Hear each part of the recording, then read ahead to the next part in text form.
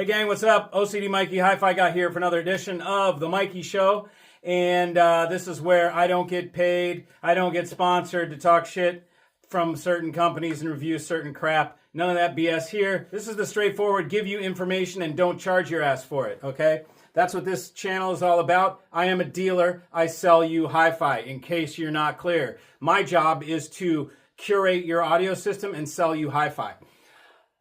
So first I got to teach you about it so we know where you stand in all of this. You saw episode number 1. Here is now episode number 2. So you have decided that you are a listener that wants to focus on music or the music 100%, okay, of the time.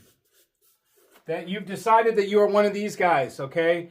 You don't use it as background. You actually want to sit, critique, focus, go into your meditative state or whatever with music because you just love your music. So the first thing now, the next step, what I'm doing for you, if it's not clear, is we're going to go down a pyramid and we're going to go if this, then that, if this, then that, if this, then that. And we're going to whittle you all the way down so you know exactly where you fall in the grand scheme of hi-fi, okay? So the first part, background music, people, bye-bye, okay? Now we say you want to focus on the music.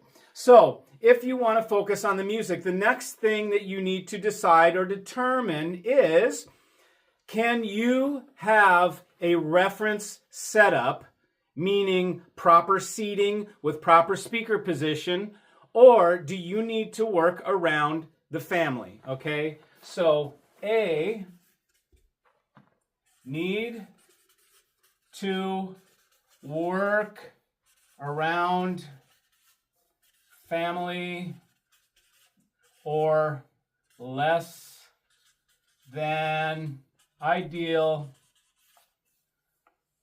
situation. Okay? So what this means is you have a hi-fi system that is in your living room. That living room is shared with 2 kids and a wife. There is a TV in the middle. Your speakers are pushed kind of up against the wall, and that is a multi-purpose room that you need to share with the rest of the family. Okay, maybe you don't necessarily have a family, but you have a setup where it's in your living room, and you've got a couch and you've got a side love seat on the side. The love seat kind of sits in front of your left channel, and you're not willing to change your decor to suit hi-fi. You'd rather have your decor to suit its purpose, it's multi-purpose, okay? If you are one of these people that needs to share it with others, okay, you're also going to get off relatively scot-free. You're going to save money this way, at least when I consult with you. There are regular dealers that will sell you into the stratosphere with a room like this. I can't do that. In my heart of hearts, there's no way I'm selling somebody over a certain level when they don't have the ideal setup, okay? Why is this? Certain speakers do not sound their best shoved up against the wall. In fact, 90% of speakers do not sound their best when they're shoved up against the wall. Some of them don't even sound good. They can be great speakers that sound horrible because you have them shoved up against that front wall. There are speakers, however, that are designed to be near walls. Usually they're 360-degree dispersion. It's a different sort of a presentation, but they're made for being up against a wall. Whereas most of them need to be into the room, need to have breathing space. You want to be sitting, now this will go into this, but you want to be sitting ideally perfectly in the center with your left and your right channel perfectly spaced from the left and the right wall, perfectly spaced from this ear to that ear, the distance to each driver or each tweeter, whatever, on each speaker. And so if you are in this position where you have a multi-position room, I'm going to say you can spend more than the guy that just has background music, but you don't want to go too whacked out into the stratosphere. Now, you can do whatever you want, okay? But again, what this boils down to, are you going to get 3D perfect instrument layering and floaty, images that are floating out into the middle of the soundstage where it's 3-dimensional and layered front to back, where you hear distinct instrument placement that's in the mix? if you have your speakers up against the wall, they're not going to image right, okay? You're not going to get that beautiful magic 3D presentation if you have to work and have your speakers that are not designed for against the wall be against the wall. It's just going to preclude you from that. So I'm not going to sell you a $26,000 DAC when I know you can't pull your speakers out from the wall, because you're not going to hear what that DAC can do. You're not going to be able to really enjoy the benefits of going upstream.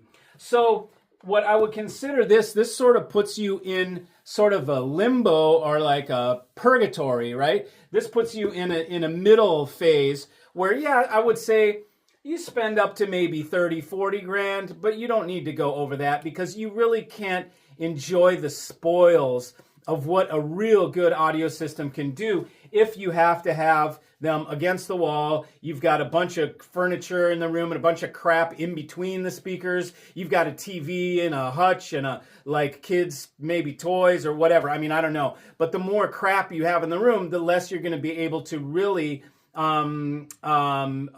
focus on the sonic. Now, there are some exceptions to that, and I will tell you what those exceptions are. B is where you can set the room up, or set the rig up for critical listening. And if you guys can read that, I'll give you a discount on your audio.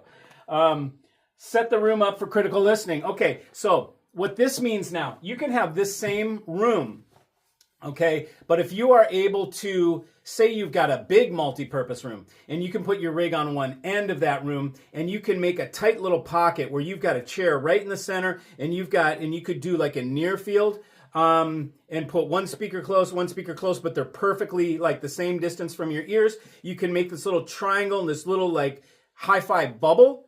Then you can do this, which is where you're setting the room up. But this is where you make the rig setup priority over usefulness of the room, over what the decor looks like, over any of that. That is the second type.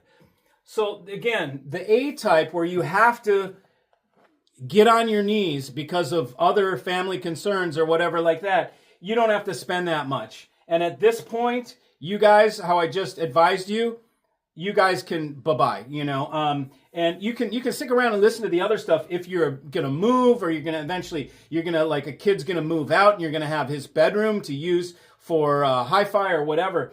But this kind of limits you, okay, when you have to deal with multi-purpose room. Once you can set the rig up, irregardless of the room, you can set the rig up for listening, then that's great. Then the next step is to figure out where you're going to put your rig, okay? So that is in this episode number 2. If you have your hands tied because of family and multi-purpose, you can't go any further than this, really. So you don't need to go further. You don't need to spend crazy money. You can spend more than the first guy for background, but don't go too crazy. In here, if you can set the rig up in the room for critical listening, now the everything's, and then one step above this is if you can have your own listening room, okay? Your own listening room, and that would be C, okay? All dedicated listening room. Okay, if you can have a dedicated listening room, that's ideal, okay?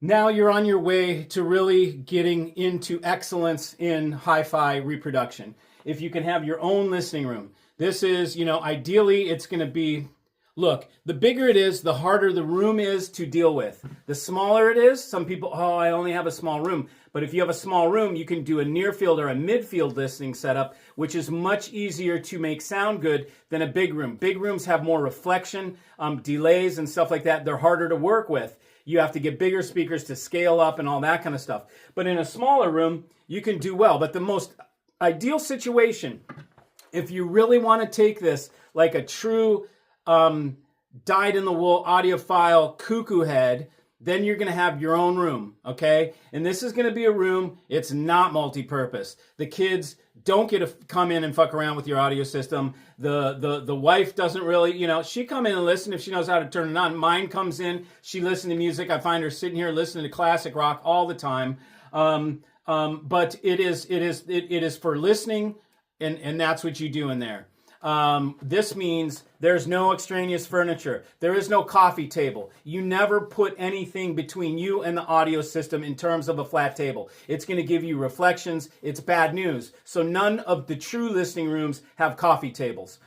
You can get away with it. Doesn't mean it can't be done. But if you're seriously committed about it, there's never anything in front of you between you and the speakers. It's always open, okay? It's the reason why in any shows or showrooms, you typically don't see coffee tables unless they're trying to make it fit with the decor, okay? Then you can put your coffee table and whatever, but then you're not that committed to the hi-fi. When you have your own listening room, the most ideal thing, a listening room devoid of furniture, devoid of a bunch of crap in there, other than your seating positions and so forth. You can have some plants. Plants are always good in these rooms. So short of having your own listening room, then you just need to set up your own listening nook in a multi-purpose room where it's my area. That's my little, some rooms have these little, what do you call them? Carve-outs or whatever, where you can put like a dining room table or something like that. Maybe you're not using it for the dining room table. You could make a little listening nook in there where it has open back. You've got 3 walls and you've got an open back. You could put a stereo in there. Or you could just go to the end of the room or a corner where you set it in the corner and you're coming out from the exact corner. And there's ways to set up when you don't have the full room, but you're really dedicating, and the key here is to getting the speakers away from the wall and getting them perfectly set with nothing in between them and you, and just getting them perfectly set. Again, the coffee table's a variable. It's best without, but you can make it work with one in there. Okay, so this is our next step, is finding out what the room situation is and determining how far you can go. If it's a multi-purpose room, you don't have to worry about it. You don't have to go too far. If you get an end of the room, you can go a lot further than this one. And then if you get to the dedicated room, now there's nothing stopping you from having world-class level hi-fi at the highest level. That's what you do. If you want that and you're willing to do that, and that's your craft, your hobby, then you get your own damn room, okay? So that is episode number 2. Thanks for joining. See you.